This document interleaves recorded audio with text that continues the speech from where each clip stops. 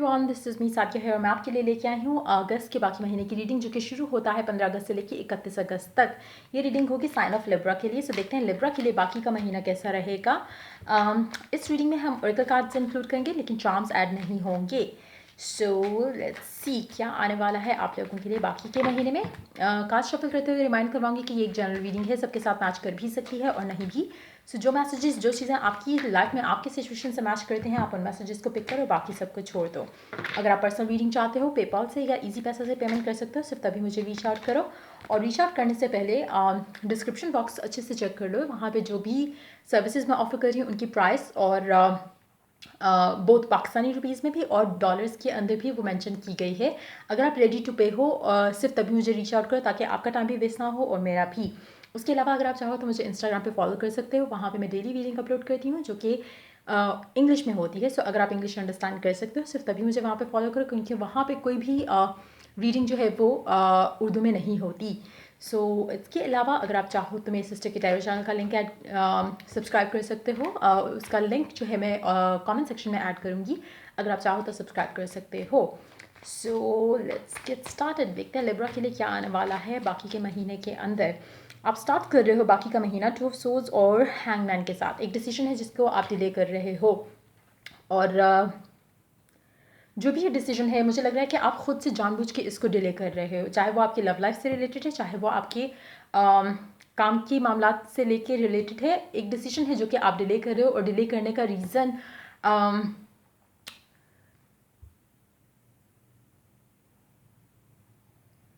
मुझे लग रहा है कि डिले करने का रीज़न ये है कि आपका दिल नहीं मान रहा अभी डिसाइड करने का।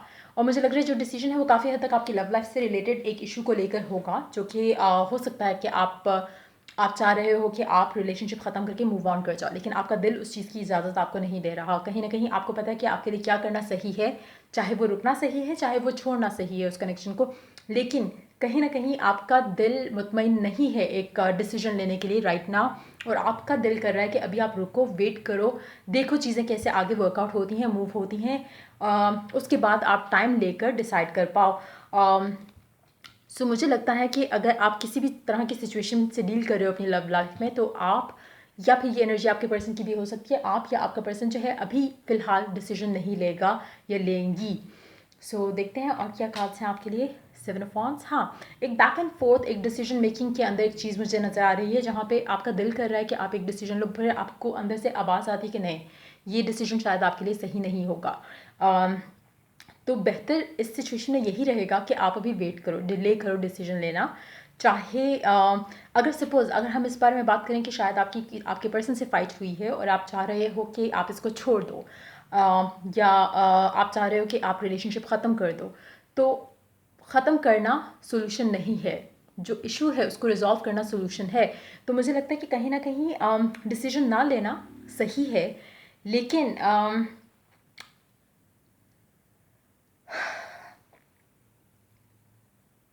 कोशिश करो कि डिसीजन ना लेते हुए इसका हल ढूंढने की भी कोशिश करो, क्योंकि मुझे लग रहा है कि ये एक चीज़ जो आप डिले कर रहे हो डिसीजन लेना, वो अच्छा है, आपके हक में बेहतर है, क्योंकि उसकी एनर्जीज मुझे काफ़ी हद तक पॉजिटिव लग रही हैं।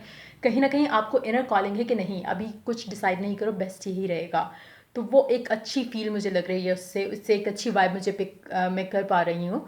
सो वो डिसीजन ना लेना आपके हक में भी बेहतर रहेगा, और आपको हो सकता है कि आप गुस्से में कोई डिसीजन लेना चाह रहे हो, जो कि अगेन आपके लिए गलत होगा अगर आप लेते हो। और अच्छा ये है क्योंकि मुझे लग रहा है कि इनर कॉलिंग है आपकी जो आपको रोक रही है, आपको एक अंदर से एक आवाज़ आ रही है जो आपको कह रही है कि नहीं, ये डिसीजन अभी नहीं लो, रुको, देखो, समझो, और ट्राई करो कि चीज़ें वर्कआउट हो जाएं, और मुझे लगता है कि वर्कआउट हो जाएंगी। सो कोशिश करो कि डिसीजन अभी नहीं लो। एम्प्रर, मेच्योरली डील करने की कोशिश करो इस सिचुएशन को, बजाय इसके कि बचगाना हरकतें करते हुए आप गुस्से में आकर एक दूसरे को कुछ कह दो। अगर स्पेशली अगर आपके लव लाइफ से रिलेटेड कोई मसला है, कोशिश करो कि इसको पेशेंस के साथ डील करो, मेच्योरिटी के साथ डील करो। गुस्से में आकर एक दूसरे को बात कर जाना, उसकी वजह से चीज़ें और ख़राब होंगी। और मुझे लगता है कि इसी तरह की कोई सिचुएशन से आप दोनों के बीच में फ़ाइट हुई होगी, लेकिन उसको बढ़ाओ नहीं, उसको हल करने की, जो भी इशू था, जो भी फ़ाइट थी, जिस बारे में भी फ़ाइट थी, उसका जो है उसको उस इशू को रिजॉल्व करने की कोशिश करो, और मेच्योरिटी के साथ इसको डील करने की कोशिश करो, क्योंकि दूर होना, रिलेशनशिप एंड करना हमेशा सोल्यूशन नहीं होता। अगर आपको लगता है कि आप अगर आपके दिल में इसके लिए प्यार है, जो कि मुझे दिख रहा है कि है, क्योंकि तभी आपको अंदर से एक आवाज़ आ रही है कि नहीं, डिसीजन नहीं लो। तो आपको चाहिए कि अभी थोड़ा रुक कर देखो। आपका गुस्सा, आपके पर्सन का गुस्सा जब ख़त्म हो जाए, तब आप दोनों को अच्छा एक क्लियर पिक्चर नज़र आएगी कि आप दोनों क्या एक दूसरे के बगैर रह सकते हो, जो कि मुझे नहीं लगता। क्योंकि जो इनर कॉलिंग है वो यहाँ पे बहुत स्ट्रांग है। तो मुझे नहीं लगता कि आप दोनों गुस्से में आके आप दोनों एक दूसरे को जो मर्ज़ी किए जाओ, लेकिन जहाँ पे बात आती है कुछ ख़त्म करने की, वहाँ पे मुझे नहीं लगता कि आप दोनों रेडी होगे, क्योंकि सेंस ऑफ बिलोंगिंग बहुत ज़्यादा स्ट्रांग है यहाँ पे इस कनेक्शन के अंदर। Eight of cups, four of wands, disappointment है राइट नाउ। जो एनर्जीज हैं बहुत डिसअपॉइंटेड हैं, आपके एंड से भी, आपके पर्सन के एंड से भी। लेकिन डीप डाउन आप दोनों एक ही चीज़ चाहते हो कि इशू जो है वो रिजॉल्व हो। इशू रिजॉल्व हो के आप दोनों फिर से एक दूसरे के साथ रहो, ये आप दोनों की ख्वाहिश है। लेकिन कहीं ना कहीं दोनों की तरफ से बचकाना हरकतें मुझे दिख रही हैं होते हुए। नाइन ऑफ wands, हाँ, इमेच्योर एनर्जीज हैं। Immature energies plus egoistic energy भी है, क्योंकि आप चाहते हो कि वो पहल करें, आप वो चाहते हैं कि आप पहल करो। तो कहीं ना कहीं बचकाना हरकतें, जैसा मैंने कहा, आप दोनों को मेच्योरली डील करना है सिचुएशन को, क्योंकि आप दोनों एक दूसरे के बगैर रह नहीं सकते हो। तो देयर इज़ नो पॉइंट। अगर आप चाह रहे हो, या अगर आपको लगता है कि आप दोनों एक दूसरे के बगैर मैनेज कर लोगे, या बेस्ट डिसीजन यही है कि आप दोनों एक दूसरे को छोड़ दो, तो ये आपकी सोच है कि आप ऐसा कर पाओगे। ये ऐसा पॉसिबल ही नहीं है। तभी बार बार आपके चाहते हुए, ना चाहते हुए भी आप एक डिसीजन लेना चाह रहे हो, लेकिन स्टिल आप ले नहीं पाओगे, और ना ही आप ले सकते हो, चाहे इस महीने के अंदर चाहे बाद में। आप दोनों एक दूसरे के बारे में ही आप एक दूसरे की तरफ गाइडेड रहोगे थ्रू आउट। तो कोई मुझे नहीं लगता कि ये रिलेशनशिप इतना वीक है कि ख़त्म हो जाए ज़रा सी फाइट पे। हाँ, इस दफ़ा मुझे लग रहा है कि इशू काफ़ी बड़ा होगा, जिसकी वजह से शायद चीज़ें डिले हो, लेकिन eventually you both will be back together. और नहीं तरह की यू हैव द मून, क्योंकि आप दोनों एक दूसरे के बारे में सेम फील करते हो, सेम एनर्जीज हैं, सेम फीलिंग्स हैं, सेम टाइप ऑफ लव है। लेकिन हाँ, ईगो जो है वो एक ज़्यादा है, दूसरा ये कि बचकाना हरकतें ज़्यादा हैं, इमेच्योर एनर्जी ज़्यादा हैं। लेकिन जैसे ही अगर आप गुस्सा आपका ठंडा हो जाएगा, आपके पर्सन का ठंडा हो जाएगा, इवेंचुअली आप दोनों को एक दूसरे की तलब जो है वो वापस होगी, और आप दोनों एक दूसरे को क्रेव करोगे, फिर से साथ का टाइम जो है वो क्रेव करोगे, और आप दोनों वापस एक दूसरे के साथ आओगे। सो कोशिश करो कि इस चीज़ को मेच्योरली हैंडल करो, बजाय इसके कि बच्चों की तरह फाइट करके एक दूसरे से दूर होने का डिसीजन लो, क्योंकि ये लास्ट नहीं करेगी, ये दूरी लास्ट नहीं करेगी। सो देखते हैं आपके लिए ओरेकल कार्ड क्या कहता है। Let go of control issues, allow the situation to unfold naturally. Right now जो चीज़ें चल रही हैं उसको वैसे ही चलने दो। जैसे ही आपका गुस्सा ठंडा होगा, आपके पर्सन का गुस्सा ठंडा होगा, आप दोनों एक दूसरे से बात करना शुरू कर दोगे। दोनों अपनी ईगोज भी भूल जाओगे, और दोनों क्योंकि जैसा मैंने कहा, आप दोनों एक दूसरे के लिए सेम फील कर रहे हो। तो मुझे बहुत क्लियर एक एनर्जी है कि आप दोनों ये डिसाइड कभी नहीं करोगे कि एक दूसरे से दूर रहो। तो चाहे और मुझे लगता है कि आप दोनों की ईगो इतनी स्ट्रांग है कि आप दोनों से कोई सॉरी नहीं कहेगा, बट हाँ, वापस एक दूसरे के पास आ जाओगे और चीज़ें आगे मूव करोगे। लेकिन कोई भी एंड से कि सॉरी की मुझे एनर्जी दिख नहीं रही।